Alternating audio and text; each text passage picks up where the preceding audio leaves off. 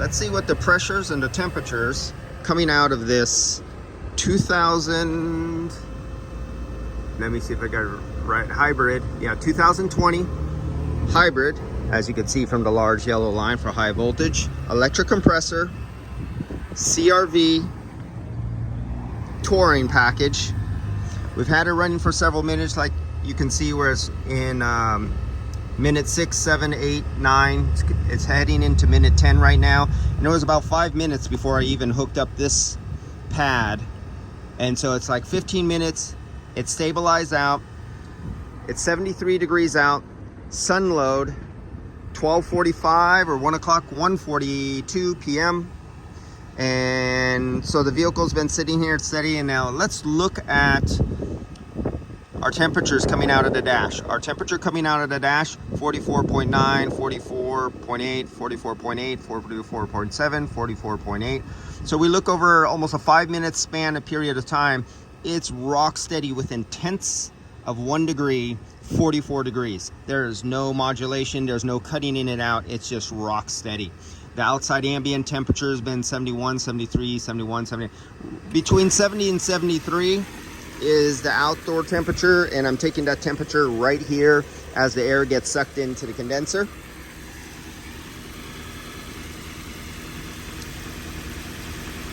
There's the temperature supply coming out of the dash. There's the return, that's actually just the outdoor ambient temperature right there. Coming down here are pressures, 32, 136. Let's look at it over a period of time. So here's the low side pressure. You see that straight line right there? Let's see, will it focus in any better? Come on, Apple, you can do it. 33, 33, 33, 33, 33, 32. But within tenths of a PSI, the low side pressure has not changed. High side pressure, 140, 145, 138. So it's staying right around the 140 on the high side pressure. No change. Let's go back to, and why did we lose a link to tools? Did my batteries go dead? Oh, there it comes, came back. So our superheat on this one, at these ambient temperatures, under these conditions with YF refrigerant, we're at a 20 degree superheat. And you've seen many times on some of these electric compressors, I'm just above 0 superheat. I'm like right at, 0.5 superheat. We're at 18 subcooling, but we do have a internal heat exchanger, and I'm taking the temperature right at the high side line, right where the liquid comes out of the condenser. I'm taking the temperature and the pressure right next to each other before it goes in through the heat exchanger and comes back out. I wonder if I could connect to that and show you. So let's look at this right now. Suction line, that's this, no, we're going over to superheat. Liquid line right here, high pressure. Liquid line temperature at the liquid line right there is 105 degrees, 86 degrees.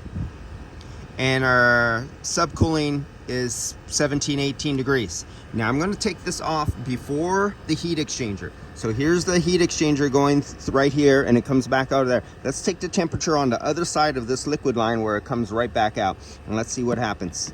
Let's show you the difference. Make sure the light is green. It's blinking green, so we're attached. The temperature dropped down to 74 degrees. Our subcooling jumped up to 32 degrees from, what was that, 18 to 32 degrees. That is the difference. This little short, I'm gonna say it's about 14 inches of pipe where the liquid line passes through the suction line to drop the temperature so there's more energy available to absorb heat from inside. And that is what an internal heat exchanger does. There's right in front of us. So let's go back. I'm going to take it back off, and I'm going to hook it on the other side of the line right here next to the pressure, and let's see what happens. 74 degrees, 32 degrees of subcooling. So I'm going to take it back off. There we go. And now I'm going to attach it right back here on the other side of the internal heat exchanger. 86 degrees, 20 degrees of subcooling. This is what that does. Now let's see, can I get my superheat because I'm picking up heat. It's high over here because I'm on this side. So let's see, can I attach over there? No, sorry guys. It's actually lower, whoops.